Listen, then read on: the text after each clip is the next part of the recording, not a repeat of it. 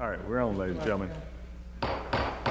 Good evening, ladies and gentlemen. The Public Works Committee will come to order this evening. As usual, we have a general agenda and a consent agenda.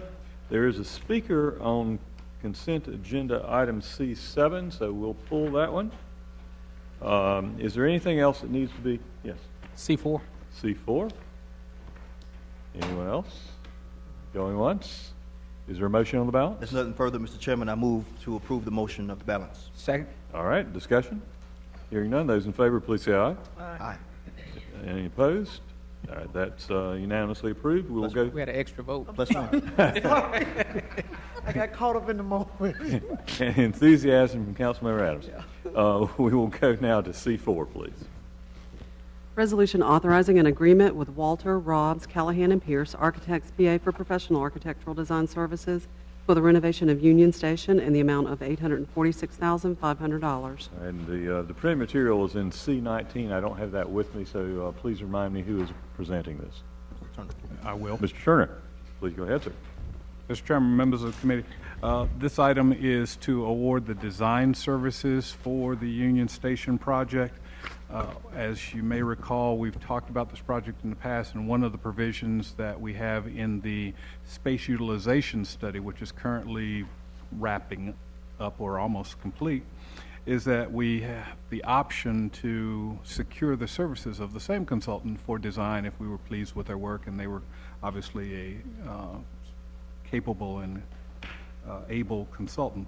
And in fact, that is what we have done. We've exercised that option, negotiated a price with the firm, and are recommending Walter, Robb, Callahan, and Pierce Architects to do the design work on the renovation of Union Station. Be happy to answer any questions the committee may have.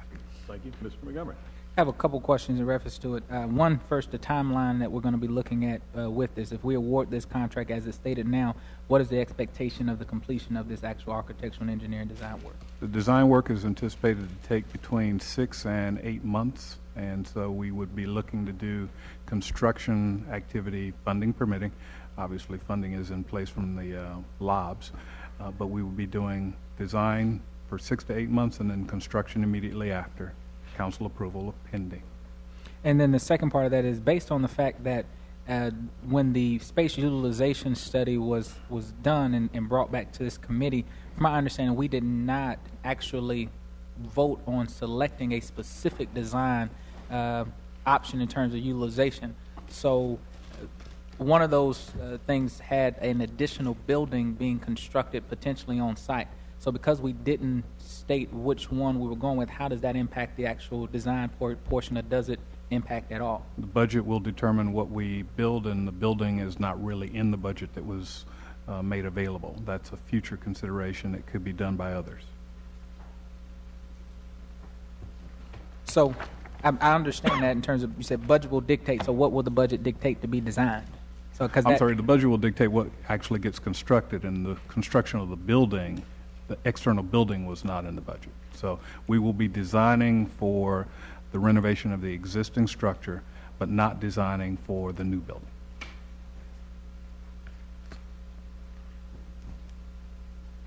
Okay, I think that's all I have right now. Okay. Other inquiries, comments? Is there a motion? Move approval. Second. Discussion? Hearing none, those in favor, please say aye. Aye. Any opposed, no? That's approved. Thank you. Item C7, please. Petition to close and abandon an alley off of Broad Street located in Northwest Ward. Petition of Tight Lines Partners, LLC. Public hearing to be held on March 23rd, 2015. All right, thank you. We'll begin with Mr. Turner. Mr. Chairman, staff has investigated this alleyway for potential closing. We had a request from the adjacent property owners. We found no reason to deny the request, therefore recommend your approval. All right, thank you. Is this north, east? Northwest. Northwest, okay. Anything, Mr. McIntosh, before we hear from the public speaker? Looking at the map, it looks like the petitioner owns everything around it other than the public right-of-way, so can't see that it affects anyone else other than them. All right, thank you. Mr. Scott Fry, if you'd come to the podium, please. Give us your name and address and your comments. My apologies. I really shouldn't have signed the sign-up sheet. I didn't realize it was if you wanted to speak. I'm just here in case there were any questions. My apologies. Thank you very much, Mr. Fry. Any questions? Hearing none, is there a motion? So moved. Is there a second? Second? Any further discussion?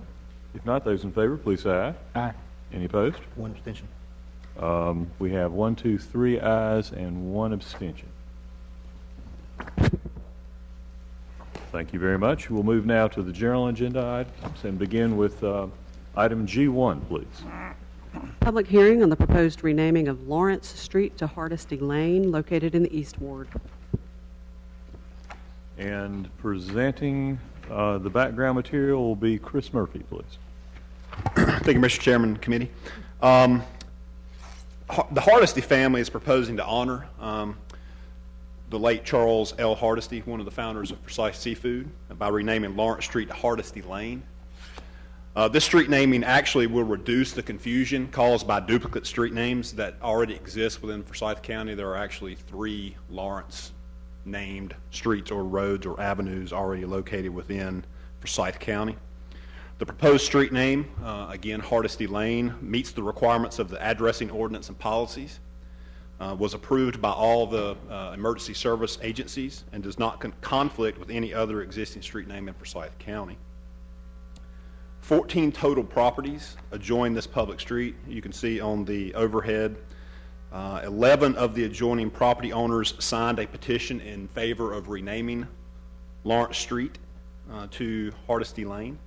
No comments were received from the 3 property owners who were sent a letter and a copy of the petition by certified mail objecting to the change. Again, Winston-Salem and Forsyth County Emergency Service agencies support this street naming. Following the public hearing, we recommend the City Council adopt the attached ordinance that was included as part of your packet, approving this request to change the street name for Lawrence Street to Hardesty Lane. And I have the one photo up. Also, same image of Lawrence Street being proposed to rename to Hardesty Lane with the aerial photography. And this is an image depicting the 14 properties. What is shown in yellow are the 11 property owners that signed the petition as part of the application process for the street naming. And the 3 properties shown in blue are the properties that we sent the information to via certified mail. And again, we have not heard back from any of those folks. With that, I'll be happy to answer any questions. All right, thank you. First, refresh my recollection, please. Do we have a public hearing today or at the City Council meeting itself? I'll turn to the address coordinator. Today. It's today. Very good. Questions of Mr. Murphy before we invite comments? All right, hearing none. No one has signed up. Do we have anyone in the audience today who would like to speak on the resolution to rename Lawrence Street to Hardesty Lane? I see no hands. I will recognize Mr. Montgomery. I have no additional comments, concerns. I do want to recognize Ms. Virginia Hardesty and Ashley Hardesty, who are here today, and they have brought this forward to honor Mr. Hardesty. And with that being said, I support the work that both Mrs. Hardesty and Ms. Hardesty has done for our community. I think this is a great honor to do so. And with that, if there's no other questions, we have to close public hearing. Has it been closed? Not yet. Would the Hardesty family please rise to be recognized? Thank you for coming today. We appreciate it. If there are no other public comments, we will close the hearing and ask for a motion. I move approval. Second. All right, Mr. Taylor. Yeah, I just wanted to also offer some comments. I'd say that this is a no-brainer for a couple of reasons. Number one, as we see in our packets, and as the presenter presented, the Forsyth County Emergency Service Agency support this request. And I could say on the other end of the spectrum, the Hardestys have given so much to this community. Of course, Mrs. Hardesty and Ms. Hardesty has been recognized. Mr. Hardesty was a fine man who gave back to our community, who gave back to the surrounding and supporting universities. And I can honestly say that he married up when he married Mrs. Hardesty. With that being said, I definitely support this request. All right, thank you very much. And one additional clarification, will there also be a public hearing opportunity before the full council? No, sir. So this is it. This is it. So the motion is to recommend the renaming to the full council. Those in favor, please say aye. Aye. Any opposed, no. That's unanimous, and we'll go forward to the full council for consideration. Thank you so much. Let's move then to item G2. And presenting here will be Mr. Johnny Taylor.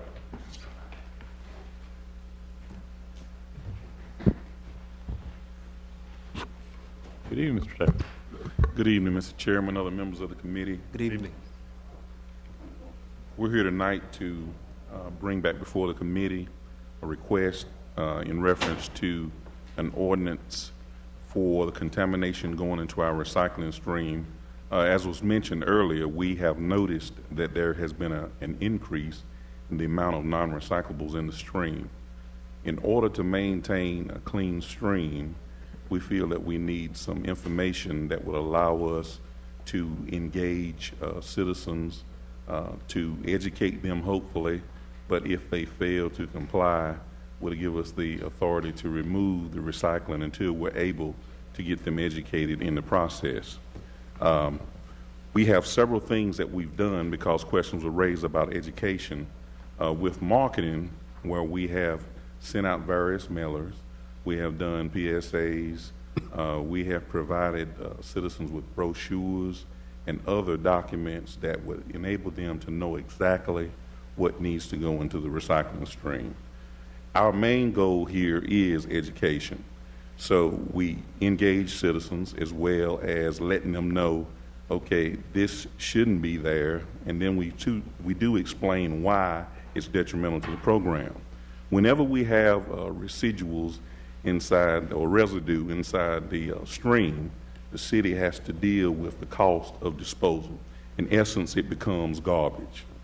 And so I have Mr. Stan Joseph and Mr. Terry Feeney here from Waste Management that will be able to answer any questions that you may have about what they have noticed in the actual stream. But right now, as a result of the other question that was asked about support for an ordinance, if we were to give citizens 3 opportunities to correct their behavior before removing the card, we have amended the previous ordinance to provide that opportunity for citizens to have 3 opportunities within a 12-month period to correct the problem. If they don't correct the problem, we would deal with removing the card and then educate them again to try to reintroduce them back into the program. First, any questions for either Mr. Taylor or representatives of Waste Management? Mr. Clark, Mr. Taylor, and we'll just go down. I guess I'll start, Mr. Joseph. You want to stand if you want to come up. I guess number one, what percent of the current recycling stream percentage-wise does end up in garbage, and what hasn't been? Okay, so currently we're at about 10% residual. Okay. When we first started, it was about 5%. Okay. So it's almost doubled in probably the past, how long, Terry, would you say? Two years, it's doubled. I've got Terry Feeney here. He's the MRF manager of the facility, and Terry's a very hands-on guy, so he knows exactly what comes into that sort line on a day-to-day basis, so he can tell you. Second question, how would that compare with other cities like us? What's the industry standard? I think the industry standard is about 18%, to be quite honest, around the country. There are several MRFs that ride 20% around that area. So, I mean, we're still good, but we pride ourselves in having extremely low residual rate. The city of Winston-Salem has always been a very high-quality recycler. And, you know, so the increase certainly is a concerning and something I think we can do something about. And last question, how do you know who did it? Because I've been to your place, very nice facility, but it's all kind of piled up in there. Do you inspect the trucks when they come in, or how would you determine that? We inspect the loads when they come in. You know, the trucks are numbered, so when the load's dumped, we can identify where that load was from as far as which city. Okay. And Winston-Salem is the majority of our tonnage inbound. So. And you would know what area that was picked up that day, I guess? If we had to backtrack it, yes, we could do that. Okay. But it's not segregated to one area of the city. It's a universal problem. Okay. Thank you. That's all. Mr. McGovern, you have. Mr. Taylor. Thank you. Mr. Finney or Mr. Joseph, in my mind, the types of undesirables that might be found in the recycling stream might be the wrong types of materials or the wrong types of bottles. If you can give us an idea of the types of things that are in the recycling stream that we don't want there. Absolutely. And I'm going to let Terry give that to you because, like I said, he's got hands-on testimony of what he sees coming through that sort line. But I will tell you this, I mean, I make a clear distinction between a resident that may put something in the recyclables that they may have good intentions of recycling, but maybe not have the full information of what it could be, versus someone who's blatantly putting something in there and using the cart as an extra trash container. And we see a lot of that. So I'll let Terry tell you some of the items that he sees come through the sort line. Yeah, I guess the most surprising thing we see since we started from the dual stream to the single stream is the amount of clothing that comes in, you know, right off the bat, which is surprising. Shoes, purses, Venetian blinds, and then you get obvious garbage from trash bags. And another problem we have a lot is plastic bags. And, you know, probably enough plastic bags to fill an 8-yard container, which is a lot, and that's every day. And the bags start affecting the equipment that's used to screen the recyclables. But those are some of the items we see. I also think to the extreme of some of the items, we get animal carcasses in there quite frequently, lots of it. We get diapers, adult and children. And you know, and I think and then we have a seasonal type thing. So around springtime, we're going to see thousands of garden hoses coming through. Around springtime, we're going to see lots of straw bales. Just kind of seasonally, we can almost kind of tell what's going to come through in large quantities. And the problem with some of these things, especially like, you know, the deer parts and the food contaminants and those sort of things, is when we run it through our equipment, it takes good recyclables and it contaminates good cardboard, it contaminates good paper, and then the commodities are degraded to the point where, you know, we can't sell it as well as we could if we could keep that stuff out of there. Well, thank you, gentlemen, for mentioning that. I know a lot of people who may be watching, and they may be curious the types of things that they cannot put in the recycling stream, so it's good if they heard that. And Mr. Taylor, thank you for the educational piece and for working really hard to make sure our citizens understand what we can and cannot put in the stream. I know the last time that we were here, I was very interested to see the kind of the 3 strikes you're out rule. Some citizens may not be aware, but it gives them ample opportunities to get the ship going in the right direction, and I'm pleased with the ordinance as it's been presented. Thank you, Mr. Chairman. Thank you. Ms. Adams? Thank you. Again, I've always been a proponent of recycling and sustainability and our environment and trying to be as committed as we can be as a city to ensure those things happen. Thank you again for what you do. PSAs, you know, just like what you're doing, I think maybe we might have to, Mr. Turner, Mr. Taylor, do a hardcore. I've seen what you've done on television. I love that the employees are involved in it. I think that's great. But I think we may have to go, as we say in business, and do a hard push, strike a line in the sand, do a hard push, and then take the data, get it from them, see where we are.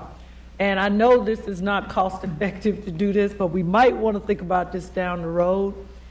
I don't know whether we have it on there. I don't think so. We might need to put a big plastic sticker that adheres to the can, the lid, or somewhere where you got to see it when you open it or whatever, that lid, and name out the main things like on the handouts cards that you give us. And if you say, because of the generations that we live in now, no diapers, adults or children, babies, no plastic bags, you know, no, trash bags. Because, see, people think as long as it's a trash bag and it's got paper and bottles in it, it can go into the recycling, you know, container. And everybody, see, they don't know that it can't. So I think we might want to look at the cost. Just give me the cost. I know it's going to be a lot. But we could do a prototype from the area. I love prototypes.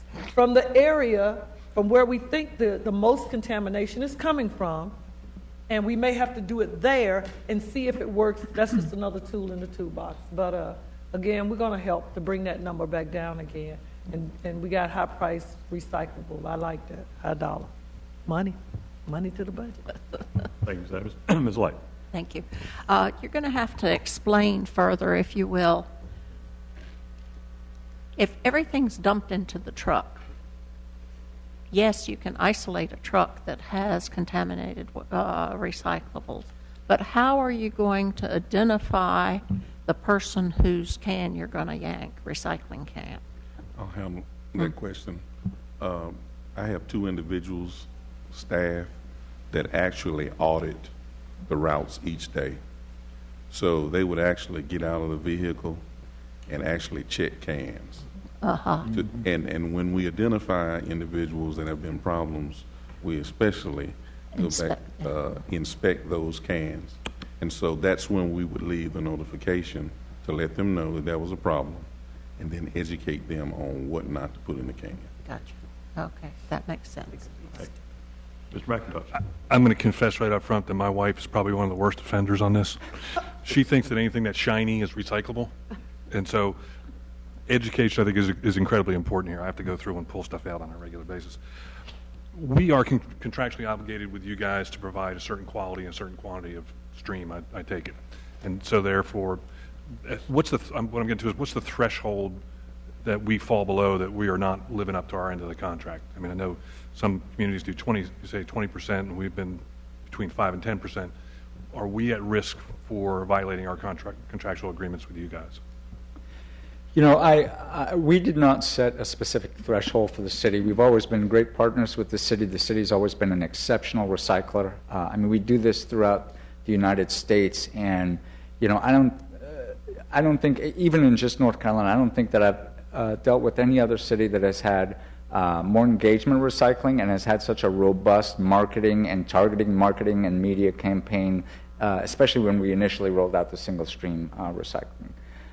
And so I think that the threshold is essentially when we identify an issue that really not just affects us, but also affects the city and the set rebate that we have for you all, that we approach the city and talk about trying to resolve the issue. I think, gentlemen, isn't it correct that it's a sliding scale, basically? It affects that's how correct. much it costs for us. Yeah. The more contamination, the more costly it is. That's right. The expense of disposing of trash is a negative value in the rebate formula.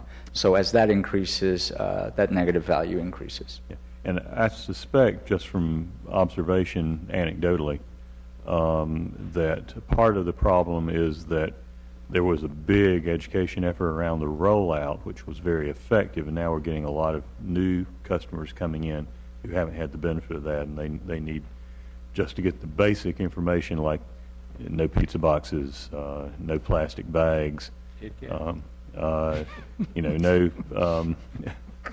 that's just dumb. Yeah, yeah, I did. But no cardboard milk or orange juice containers. And it's the kind of thing that you could, in good faith, think, well, this is okay, and not realize that because it's got a lot of grease or food contamination in there, that unfortunately it's not okay in the stream. And then every time you go into a grocery store now, you'll see the little containers out there that say, "Bring us your bags back," and which is good. Take them back to the grocery store, but they're not in fact recyclable in the stream that we use for the city. So education will go a long way. Mr. Clark, you had additional comments. Yeah, two very quick comments, and Ms. Light asked the first one, that is how you do it, and it sounds like you're doing it the right way, because I don't think this is a question of people, and Jeff, I've done what your wife has done, and I happen to be holding two different types of plastic here. I believe this is and this isn't. Is that correct? That one doesn't worry me as much as I have taken a tour of the facility. I was actually there one time when a potted plant went by with the pot, the soil, and the plants right down it. So I think it's more folks that either totally disregard it or don't, whatever. A specific question on the bags, plastic bags. Is there any way to recycle those if you wanted to? Because it is a... Yeah, in the grocery store. No, I mean, you folks. The easiest way, like you said, it was the grocery store. The problem we have when they come in the trucks and they get contaminated and crushed with all the glass and everything is very hard on the resale side because it's so glass laden. Thank you. And we get a lot of them incidental to the load, but you know, if you, our vacuum system pulls out some of it. But yeah. I would think that basically the material can be reprocessed. It's not a particularly profitable type of material reprocessed. That's true. And it's difficult to sort out from the single stream, which is why it makes more sense to have the dedicated stream back at the grocery stores themselves. You don't have to worry about sorting. Thank you very much, gentlemen. Yes, Ms. Light. I think a part of our new education piece needs to be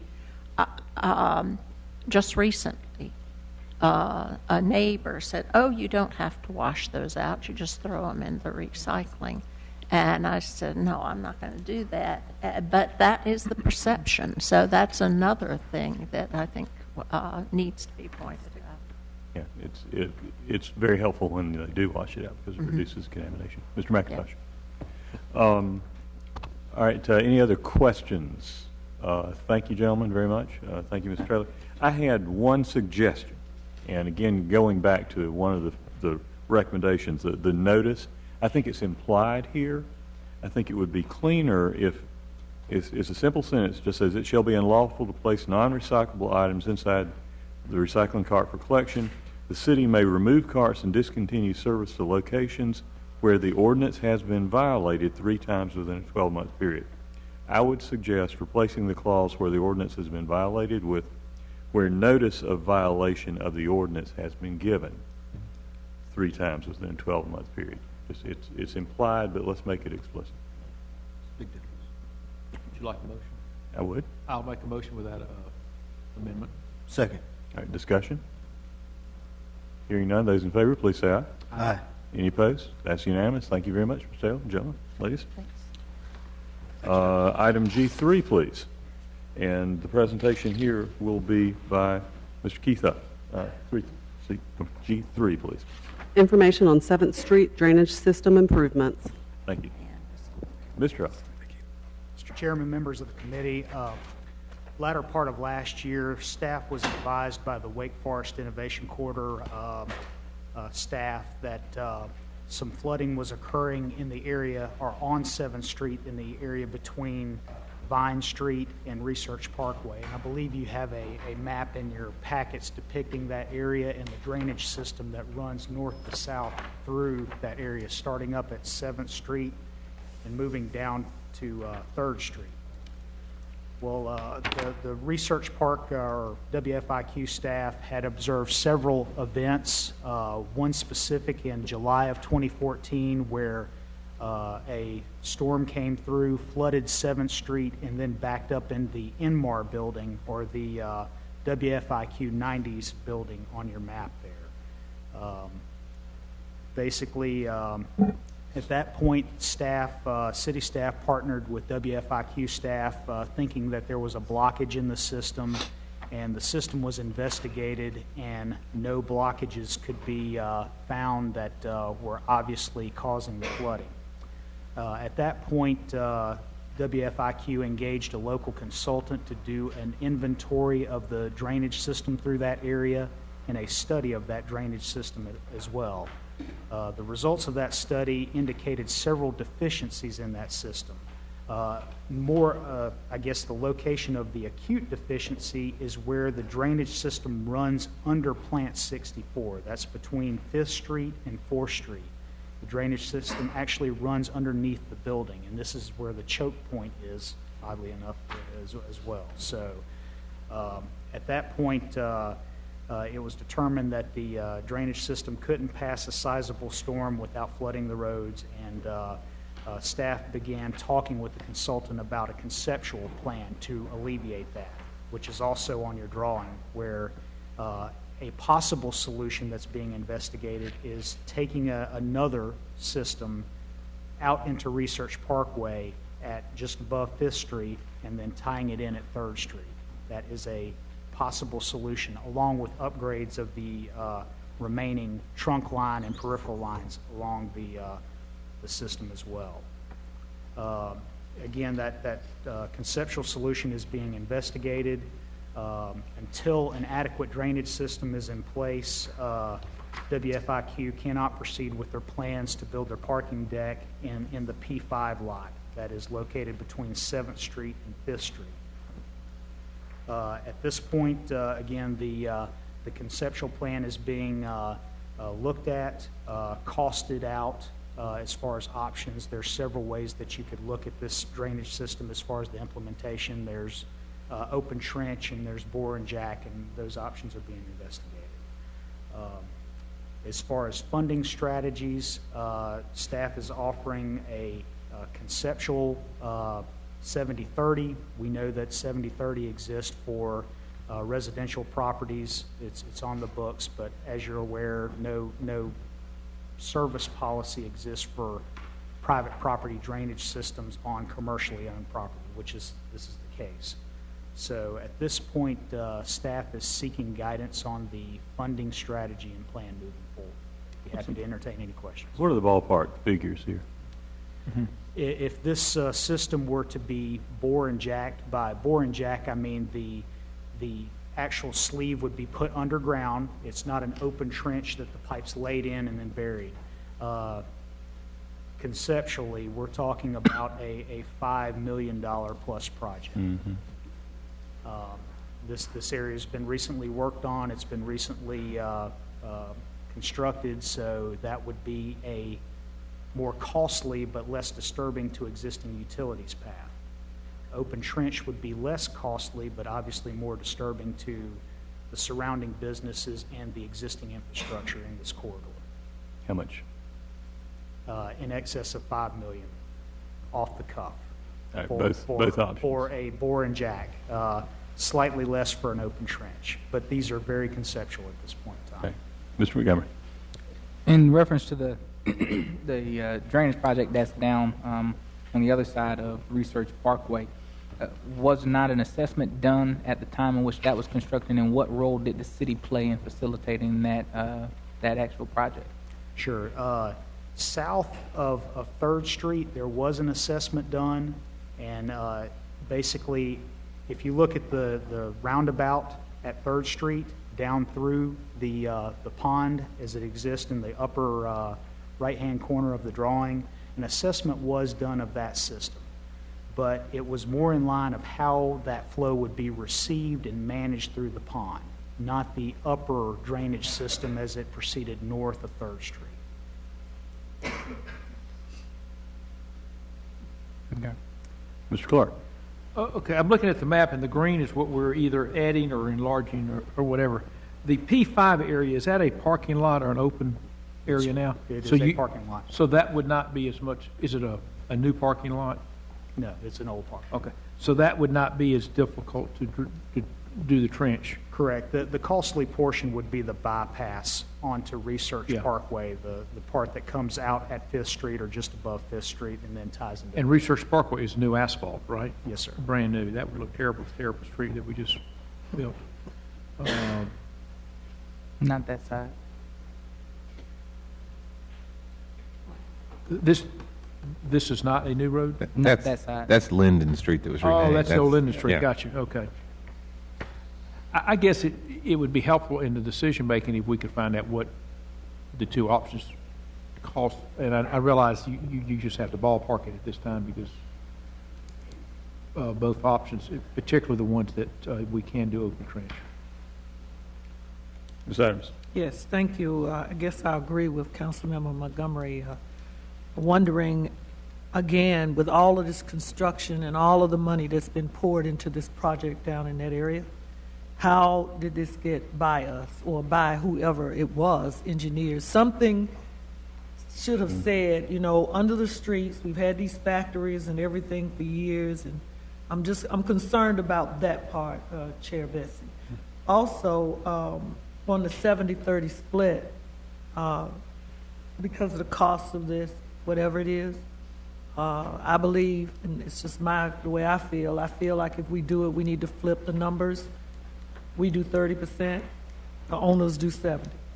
I just cannot right now with what we got, the shortfalls and everything, and I know we could probably work the numbers, but we're still being asked to help with economic development in this area, and I don't think we should have to bear that excessive amount of money right now.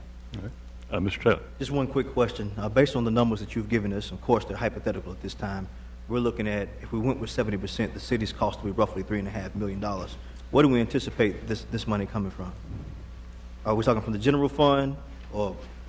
It's my assumption that this would be whatever percentage allocation would be from the stormwater utility. That's where the 70-30 cost share for residential property projects comes from. So that would be my assumption.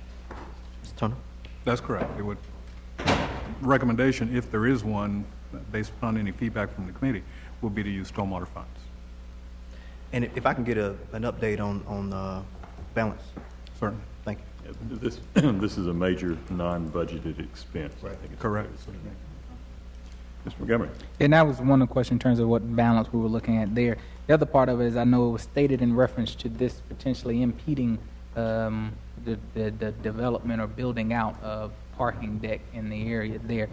Two questions in reference to that. What other development have they stated that they're looking to do that this would impact if it wasn't done, and in what time frame? And the other part on that, I would be interested in, from staff's perspective, it's my understanding that might not even be something that's on the table anymore at this time as well. So how pressed is it for us to move in that direction? This is for information and direction, so there's a lot more work for staff to do, and we'll go back and get you information on their plan development for that particular parcel and whether it's likely. Yeah, and the reason I asked that specifically is, as we bring this information and bring it back, is, you know, if it's a decision that that's not something that's going to happen, if something's happening in a different place, then the time frame may not be this year. It may be something we put in something in a further period of time that gives us that real sense of where we are and what implications does that have with their overall development. Mr. McIntosh. Just a quick question here on the blue line and the green lines. I understand the green line is what is new or upgraded. Will the blue line continue to function under Plant 64? Under a scenario, it could. There's a number of facets with this. One activity that's currently ongoing is a structural assessment of that leg of pipe.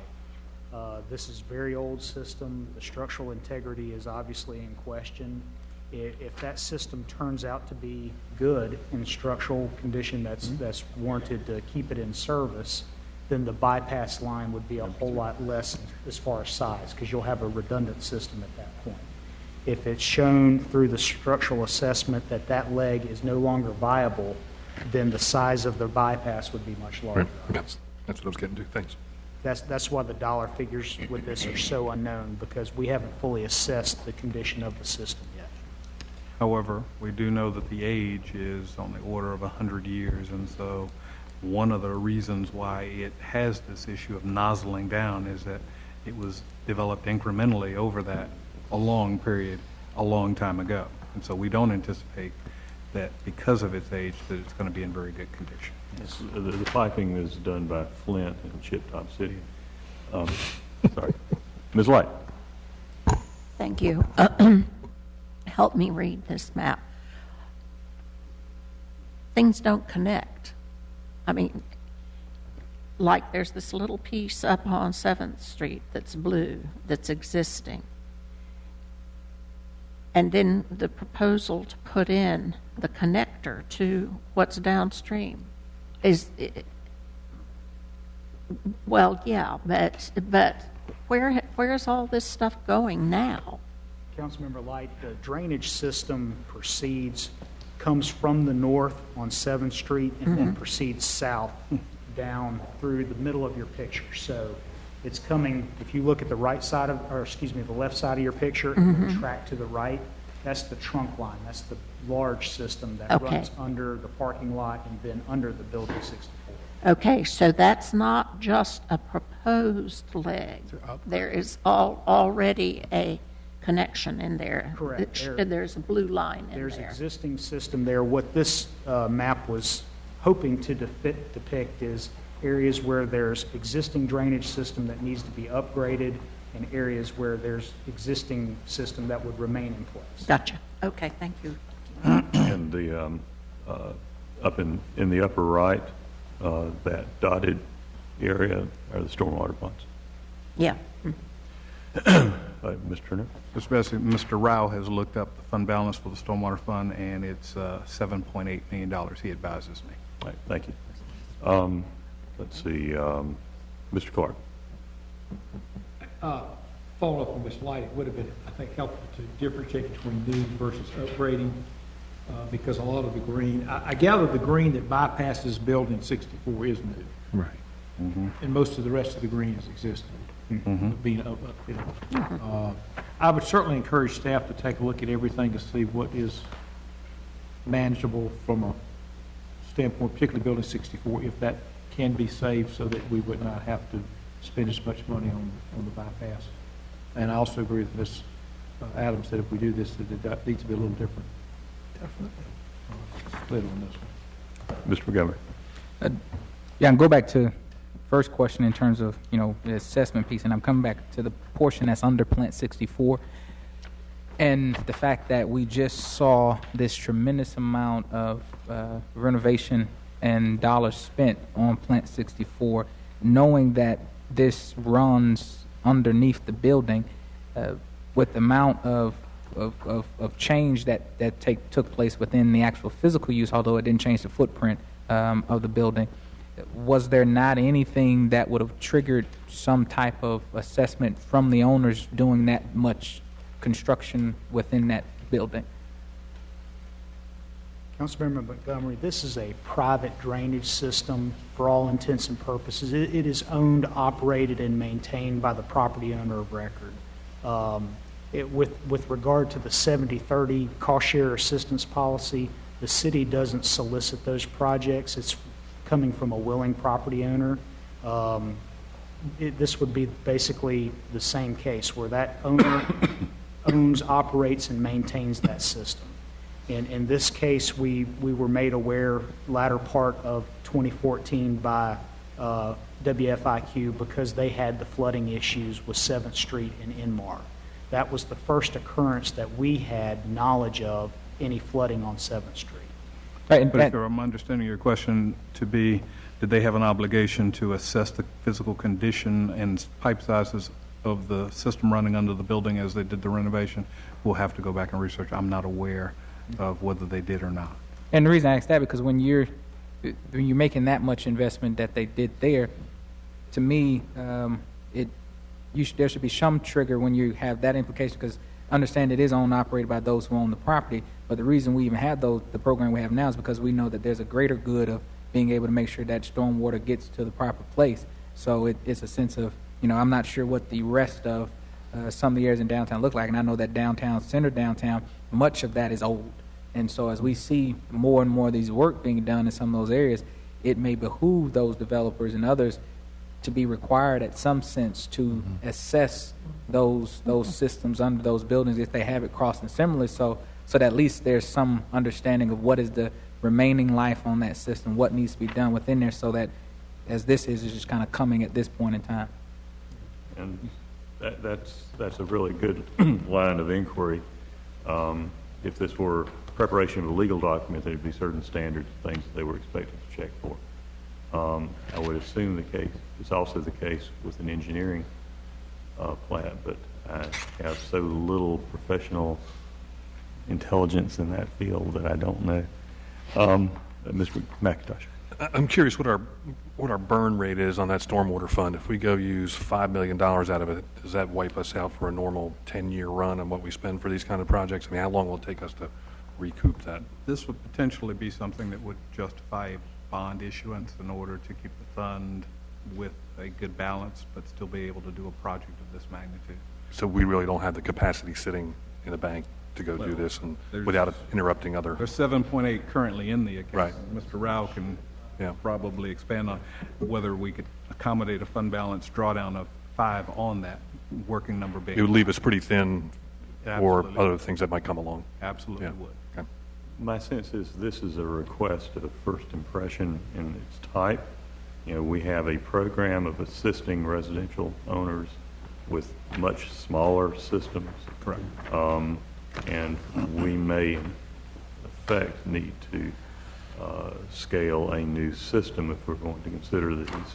And I agree with Ms. Adams. I think 70-30 is probably out of line with what we can afford to do in major commercial projects of this size. Other comments? Questions? Well, I was just going to say, it's not just this, I think it's a policy change, and therefore, lots of other pipes would suddenly come into play. Absolutely. I'm sorry, I keep coming back. And the thing I would say on this is that even in coming back like with the issue here around Plant 64, we've done a lot of supporting work with infrastructure when people are doing development. And so it would have been a much different conversation that we would have been having when Plant 64 was coming online and they knew that there was some type of infrastructure need and they asked for assistance to repair infrastructure or to work with infrastructure within a facility. So I'm just saying that if those conversation things have been assessed prior to, that's not something that we have not done and worked with others when it's come to infrastructure needs with the development. And so first hand, second hand, it makes a big difference in terms of shifting to what I agree to be a policy change in terms of how we look at this. And as has been observed on other projects recently, this is not the last time we're going to be asked for help with the Innovation Court. Gentlemen, thank you for the preliminary review, and we've asked a lot of questions. We'll look forward to seeing more. If there's nothing else on this, we'll go to item G4, please. Update on traffic calming data. Thank you, Ms. Tanika McCullough. You get to be the last one of the evening.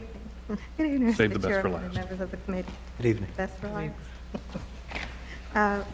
In December, we presented some information on our traffic calming projects that we've completed since the institution of the traffic calming policy. At the December Public Works Committee meeting, you asked us to come back with some additional information on some projects that we left off. One was the Cherokee Lane project, which we completed in the fall of 2012. On Cherokee Lane, we installed a traffic circle at Cherokee Lane and Kenwood Drive. And we also installed centerline markings along Cherokee Lane from Ebert Road to Burke Mill Road. The results of those projects were a decrease in speeds of 7.5 miles per hour for the traffic circle, but no change in speeds for the centerline markings that we installed on Cherokee Lane. One other project you asked about was along First Street. The center islands that we installed on First Street were put in as a result of a fatality that occurred in 2002. We did not have our traffic calming policy in place at that time. I think we were working through the charrettes and other things, but an official policy had not been adopted. But we did install the center islands, and the result of that was a decrease in speed of about 2 to 3 miles per hour during the AM peak and no change in the PM peak. One of the things you'll note that you'll see that we noted in the memo was that the accuracy of the data at that time is not as it is now because we were using radar guns in 2002, and now we use the speed pads that we're able to put down. So we're able to get a larger sample size. And then one other question that we were asked was about the standards of a speed hump versus the speed cushions, which we installed on Cloverdale Avenue. The average height is about 3 inches for both. The difference between the speed humps and the speed cushions is that the speed cushions are wider.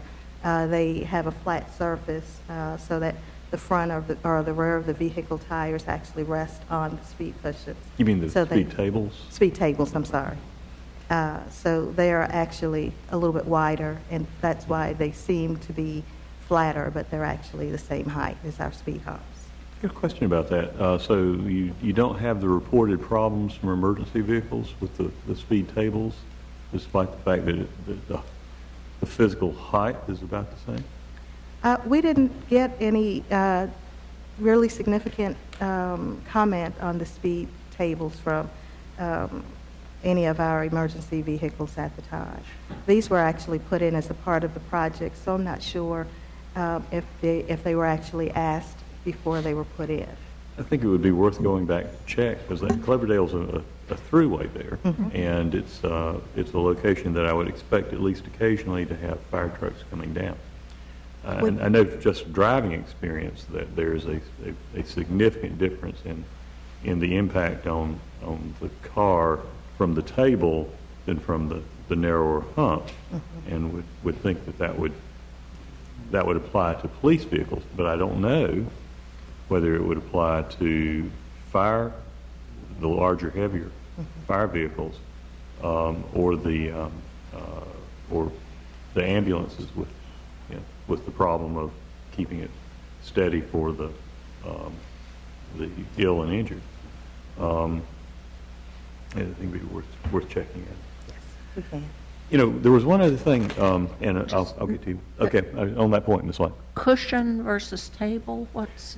A speed table, the difference between a speed hump or a speed cushion and the speed table is the width. It's the same height, I now understand, but the hump or the cushion is it's the bump. It's very noticeable. The speed table, you come up, right, and so you're on the top, and then you go down again. It's not as abrupt, and you don't have to slow down as much to get over it without jarring. And the cushion would be more like what's over at Wake Forest? The cushion would actually be they've got separations in between them so that a larger vehicle can straddle it. Gotcha. Okay. The first time I heard those referenced, they were called speed lumps. So you got the speed bumps, the speed humps, and the speed lumps. The cushions are the lumps. Okay, there was one other thing I wanted to ask about. All of the reported impacts are in averages. I remember when we first heard about the First Street Center Island impact from Mr. Planis back years ago. He was excited at the 2 to 3 mile an hour reduction. What he was indicating was that masked a much, his view, that masked a much more significant reduction in a small number of problem vehicles. It occurred to me, looking over this, that there's a saying in climate change research, it's not the averages that kill, it's the extremes.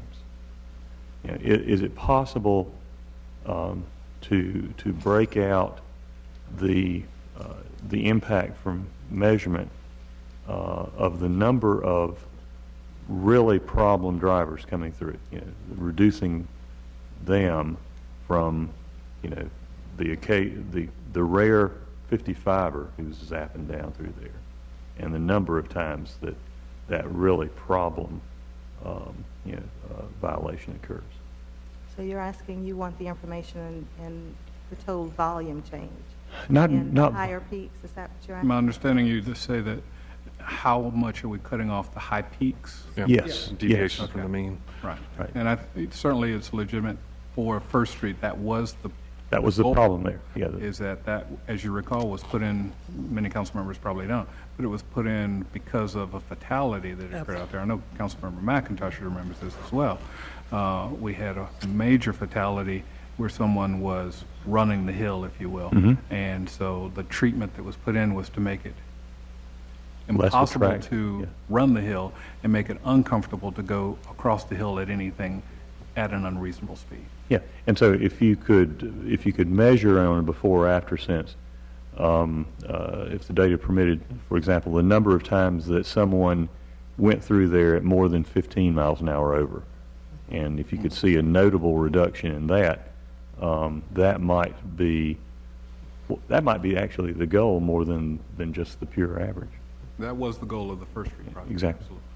Mr. McIntosh. I'm not surprised to see that the decrease in speed during the AM and the PM runs was minor, because people are only doing 35 miles an hour to begin with, and that's sort of, I don't think you're going to reduce that much. But what it did do is, anecdotally, I mean, it stopped people from taking a jump, coming around a block, taking a jump again, coming around a block. So I know for a fact that behavior almost completely disappeared after they went in. So it was very effective. Yeah.